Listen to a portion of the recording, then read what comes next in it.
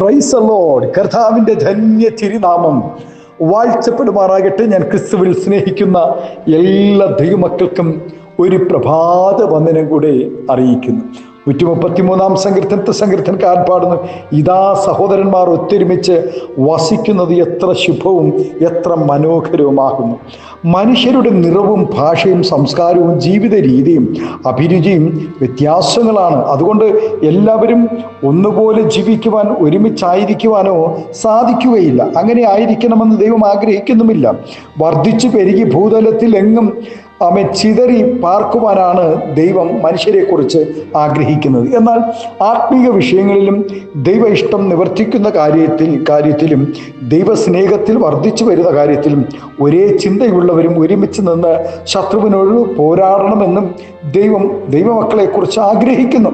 രണ്ടുപേരുടെ ആശയങ്ങളും ആഗ്രഹങ്ങളും ഒന്നായിരിക്കുമ്പോൾ മാത്രമേ അവർക്ക് ഒന്നിച്ചു പാർക്കുവാൻ കഴിയുകയുള്ളൂ. എല്ലാവരും പ്രാർത്ഥിക്കുന്നത് ഒരു ദൈവത്തോടാണ്.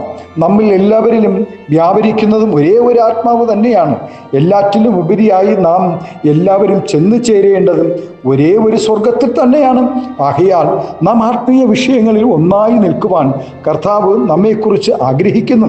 ഇസ്രായേൽ മക്കൾ കനാൻ നാട്ടിൽ പ്രവേശിക്കുന്നതിന് മുമ്പ് മരുഭൂമിയിലായിരിക്കുമ്പോൾ അവർ കൂടാരങ്ങളിൽ ഒരുമിച്ച് പാർത്തിരുന്നു. അവിടെ അവർക്ക് വലിപ്പച്ചെറുപ്പമില്ലായിരുന്നു. അവിടെ ഒരുമിച്ചുള്ള പാർപ്പും ആരാധനയും അവിടെ യാത്രകളും ഒരേ നിലയുള്ള ഭക്ഷണങ്ങളും പാനീയങ്ങളും എല്ലാം പുറമേ നിന്ന് വീക്ഷിക്കുന്നവരുടെ മനം കുളിർപ്പിക്കുന്നതായിരുന്നു. ജാതീയ പ്രവാചകനായ ബിലയാം ഇസ്രായേൽ ജനത്തെ ശപിക്കുവാൻ 3 പ്രാവശ്യം കരമുയർത്തി. എങ്കിലും അവരുടെ ഐക്യതയും സ്നേഹവും അവരുടെ ഇടയിലുള്ള ദൈവ സാന്നിധ്യം കണ്ട് അവരെ ശപിക്കുവാനാകാതെ അനുഗ്രഹിച്ച് കടന്നുപോയി. ഇവിടെ സഹോദരന്മാർ ഒരുമിച്ച് വസിക്കുക എന്നാൽ ഒരു കൂരയ്ക്ക് കീഴിൽ കഴിയുക എന്ന് അതിനർത്ഥമില്ല. ഐക്യ ബോധത്തോടും പരസ്പര സ്നേഹത്തിലും കഴിയുന്ന അനുഭവത്തെ കുറിച്ചാണ് സൂചിപ്പിക്കുന്നത്. ദൈവസന്നിധിയിൽ വരുമ്പോൾ ഓരോരുത്തരുടെയും സ്വന്തം ഗുണമല്ല, മറ്റുള്ളവരുടെ ആവശ്യത്തിനായും നല്ല ഗുണങ്ങൾക്കായും ദൈവത്തോട് പ്രാർത്ഥിക്കേണ്ടത് ആവശ്യമാണ്. ദൈവത്തെ ആരാധിക്കുന്ന കാര്യത്തിൽ നമുക്ക് ഐക്യതയുണ്ടായിരിക്കണം. 34 സങ്കീർത്തനക്കാരൻ പാടുന്നു, എന്നോട് ചേർന്ന് യഹോവയെ മഹിമപ്പെടുത്തുവിൻ, നാം ഒന്നിച്ച് അവൻ്റെ നാമത്തെ ഉയർത്തുക.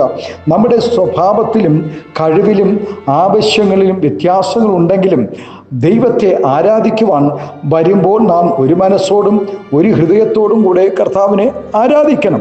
ആത്മീയ വിഷയങ്ങളിലും നാം ഐക്യതയോടുകൂടെ ആയിരിക്കണമെന്ന് ദൈവം ആഗ്രഹിക്കുന്നു. ഐക്യമത്യം മഹാബലം എന്നാണല്ലോ ചൊല്ലുന്നത്. ഒരു ഈർക്കിൽ കൊണ്ട് തൂത്താൽ തറ വൃത്തിയാവുകയില്ല. എന്നാൽ അനേക ഈർക്കിലുകൾ ചേർന്നുകൊണ്ട് ഉണ്ടാക്കിയ ചൂലുകൊണ്ട് എത്രയും ഭംഗിയായി നമുക്ക് വൃത്തിയാക്കുവാൻ കഴിയും. ദൈവജനം ഒരുമിച്ച് നിന്നാൽ പല അത്ഭുതങ്ങളും നടക്കും. ആമേൻ. എരിഹോവും മതിലിൻ്റെ മുന്നിൽ എത്തിയ ദൈവജനത്തോട് ദൈവം അരുളിച്ച്, നിങ്ങൾ ഒരുമിച്ച് ആർപ്പിടുവീൻ എന്ന്. പത്രോസിനെ കൊല്ലുവാൻ വേണ്ടി ഹേരോദാവ് അവനെ തടവറയിലാക്കി. എന്നാൽ ദൈവസഭ ഒരുമനപ്പെട്ട് ഒരുമിച്ച് കൂടി പ്രാർത്ഥിച്ചപ്പോൾ കാരാഗ്രഹത്തിൻ്റെ ഉൾമുറിയിൽ ദൂതനിറങ്ങുകയും പത്രോസിനെ വിടുവിക്കുകയും ചെയ്തു. ആമേൻ.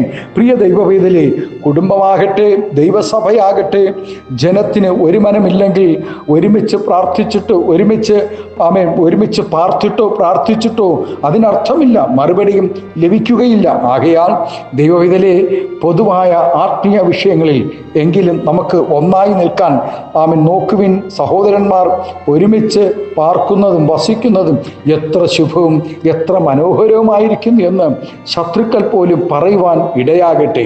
അതിനാൽ നമുക്ക് ദൈവസ്നേഹത്തിലും ഐക്യതയിലും സന്തോഷത്തിലും സമാധാനത്തിലും ഇന്ന് പകൽക്കാലം ദൈവത്തെ ആരാധിക്കാം.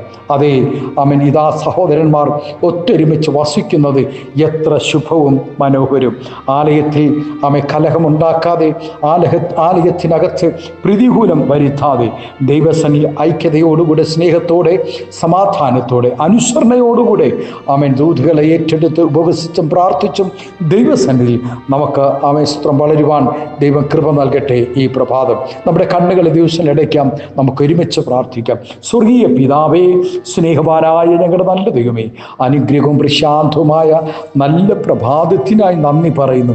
സഹോദരന്മാർ ഒത്തൊരുമിച്ച് വസിക്കുമ്പോഴുണ്ടാകുന്ന ശുഭവും മനോഹരവും കർത്താവെ ഞങ്ങളുടെ ആലയത്തിലും ഞങ്ങളുടെ ജീവിതത്തിലും ഞങ്ങളുടെ ആരാധനയിലും ഞങ്ങളുടെ ആത്മീയ ഭൗതിക എല്ലാ നിലകളിലും ഉണ്ടാകുവാൻ പരിശുദ്ധാത്മാവ് സഹായിക്കേണ്ടതിനായി ഞങ്ങൾ പ്രാർത്ഥിക്കുന്നു.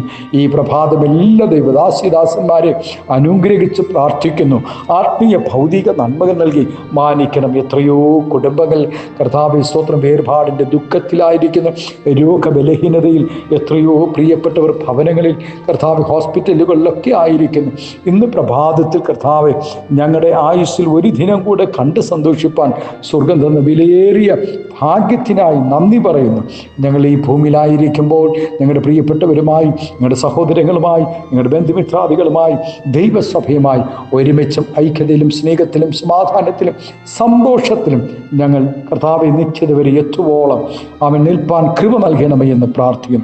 പിതാവിൻ്റെയും പുത്രൻ്റെയും പരിശുദ്ധാത്മാവിൻ്റെ നാമത്തിൽ അങ്ങയുടെ കുഞ്ഞുങ്ങളെ എല്ലാവരെയും അനുഗ്രഹിച്ച് പ്രാർത്ഥിക്കുന്നു. ആത്മീയ ഭൗതിക നന്മകൾ നൽകി മാനിക്കണം, അനുഗ്രഹിക്കണം, കൃപയിൽ മറയ്ക്കണം, അകറ്റമെടുക്കണം.